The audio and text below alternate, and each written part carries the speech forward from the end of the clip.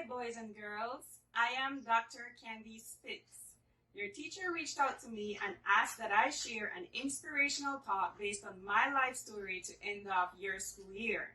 For the purpose of that talk, I have decided to wear my academic regalia.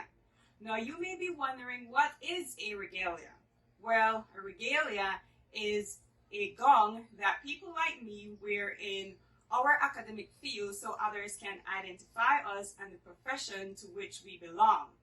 Other people wear different kinds of gowns and uniforms. For instance, you wear uniforms to school, and when you graduate from Standard 6, you may wear a graduation gown at your graduation. Police wear uniforms. Nurses wear uniforms or scrubs. A judge wears a gown and a wig sometimes, and so do lawyers. But I have to add that we don't often wear our academic regalia. We wear it for a special event or a function such as a graduation at a university or a college. But I consider you all very special and important, so I decided to wear my regalia for you. Now that you know what is a regalia, I want to talk a little about my background and the journey I had to take to become who I am today. I was born and raised in Port Loyola on the south side of Belize City. Other constituencies on the south side of Belize City include Collet. How many of you are from the Collet Division? Queen Square. How many of you are from the Queen Square Division? Lake Independence. How many of you are from Lake Independence? Mesopotamia. How many of you are from the Mesopotamia community? Also, parts of the Pickstock Division and parts of the Alberts Division are also included on the south side of Belize City. Now tell me, what are some of the things you hear when people talk about the south side of Belize City? I am sure you have heard when people mention the south side of Belize City, they often discuss things such as crime, violence, gangs, drugs, poverty, and so forth.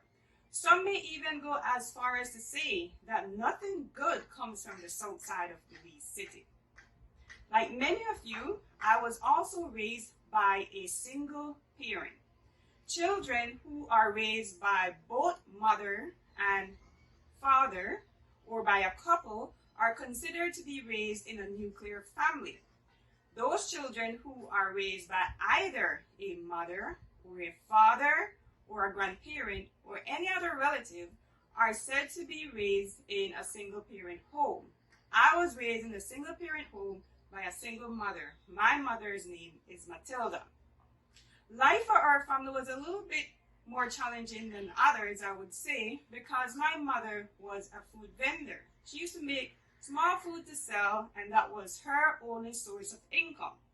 My brothers and I used to help her sell the food that she made.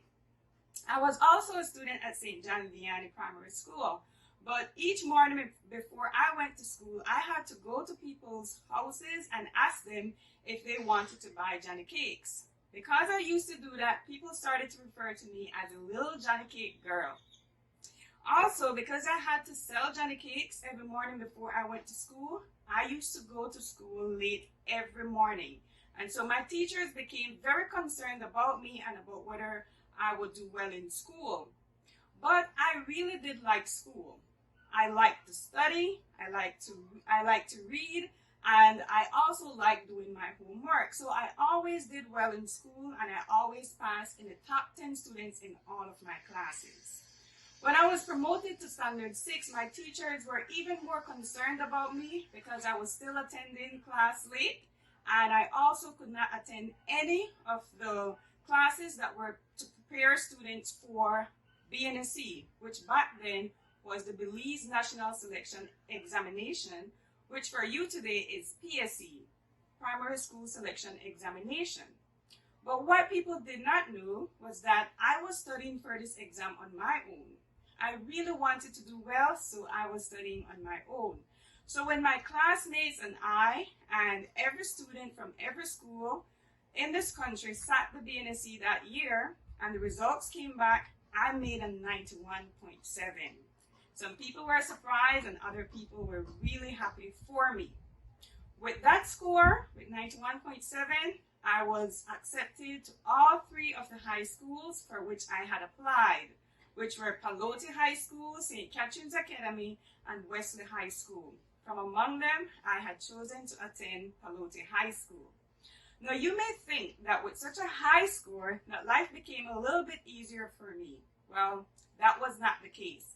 In fact, I almost did not attend high school simply because my mother did not have the money to pay my tuition. I remember that year when my friends who were attending high school had gotten their uniforms and their book bags and their school shoes, and they were so excited about going to school. I was still there not knowing whether I was going to attend high school. It wasn't until the week before Palote reopened that I found out that I was enrolled in school. A family friend said to my mother that Candice is too smart to be robbed of an opportunity to attend high school, and so he decided to pay my first year tuition. And then my mother struggled to pay the tuition for the other 3 years, and that's how I was able to attend and graduate from high school. After I graduated from Palote, I then attended St. John's College Junior College, where I attained my associate degree and I graduated with honors. Upon graduation, Albany State University in the United States offered me a basketball scholarship and the opportunity to pursue my bachelor's degree.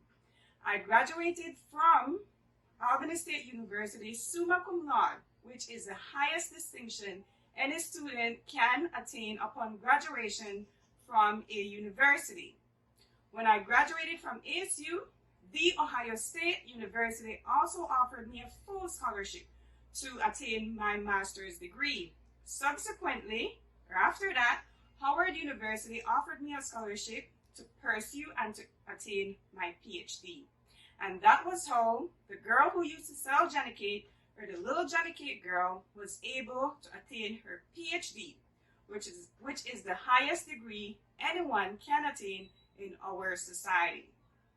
When I graduated from Howard University, I decided to work for a couple years in the United States, after which I returned to Belize to teach at the University of Belize and to also live right here on the south side of Belize City.